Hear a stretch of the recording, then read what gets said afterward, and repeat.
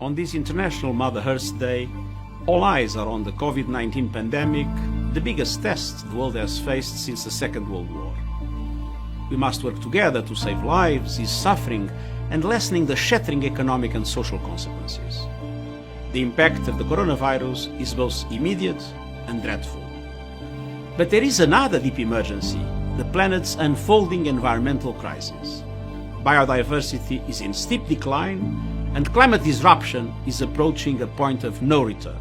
We must act decisively to protect our planet from both the coronavirus and the existential threat of climate disruption. The current crisis is an unprecedented wake-up call. We need to turn the recovery into a real opportunity to do things right for the future. I'm therefore proposing 6 climate-related actions to shape the recovery and the work ahead. First, as we spent huge amounts of money to recover from coronavirus, we must deliver new jobs and businesses through a clean, green transition.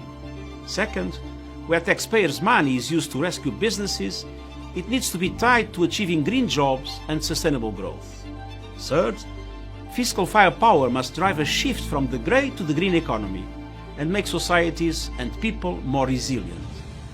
Fourth, public funds should be used to invest in the future, not the past, and flow to sustainable sectors and projects that help the environment and the climate.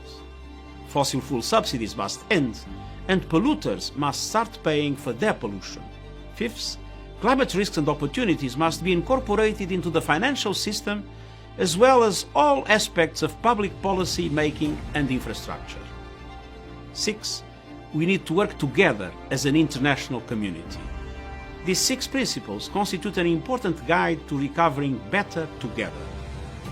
Greenhouse gases, just like viruses, do not respect national boundaries.